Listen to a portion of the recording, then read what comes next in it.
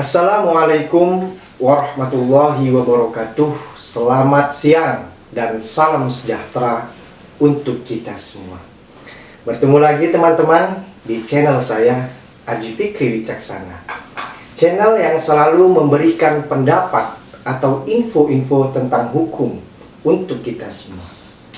Baik, di video kali ini kita akan coba membahas bagaimana jika kita membeli suatu barang dan kita tidak tahu bahwa barang tersebut adalah barang hasil curian.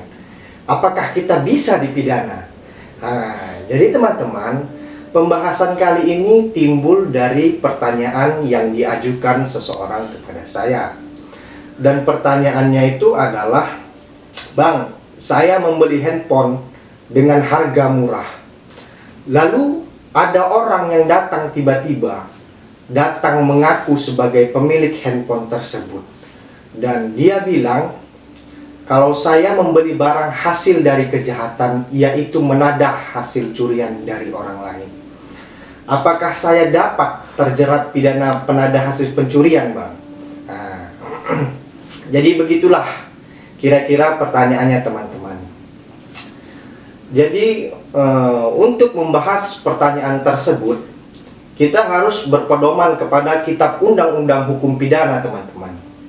Dan jika memang benar handphone yang dibelinya merupakan barang hasil tindak pidana atau kejahatan, maka terhadap penjual maupun pembelinya dapat dikenakan sanksi sesuai dengan pasal 480 Kitab Undang-Undang Hukum Pidana tentang penadahan dengan hukuman penjara selama-lamanya itu 4 tahun dan dihukum karena sebagai sekongkol.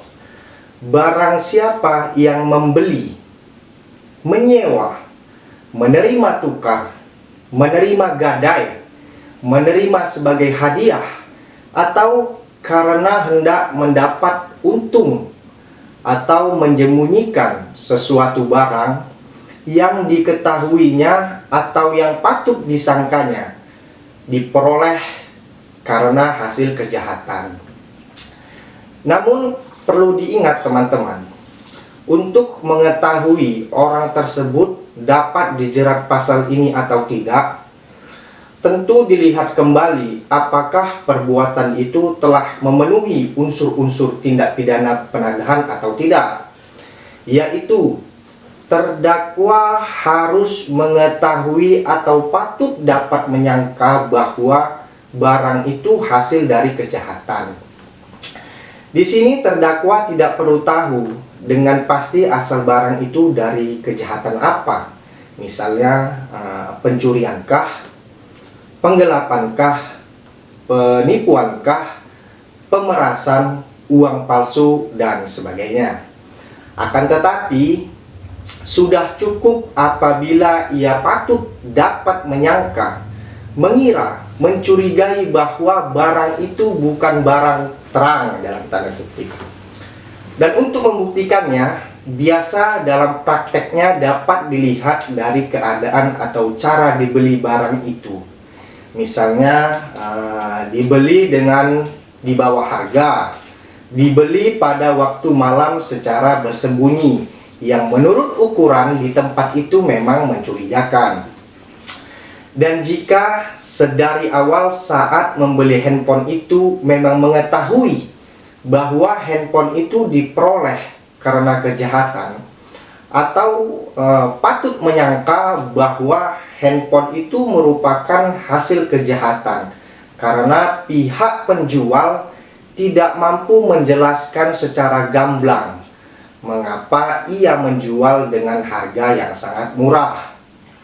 Kemudian kita membelinya, maka kita dapat dijerat sesuai pasal 480 Kitab Undang-Undang Hukum Pidana teman-teman.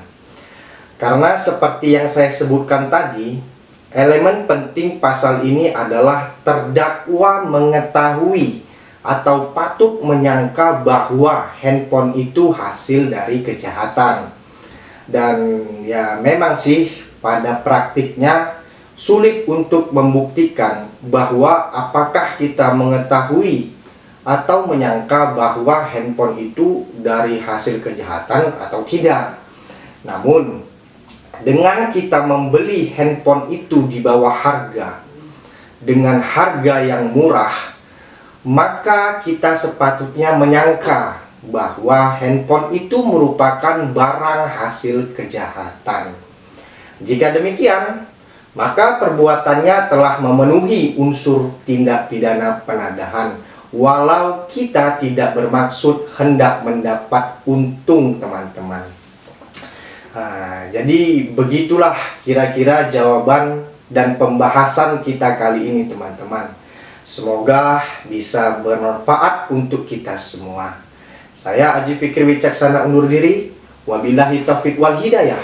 Wassalamualaikum warahmatullahi wabarakatuh.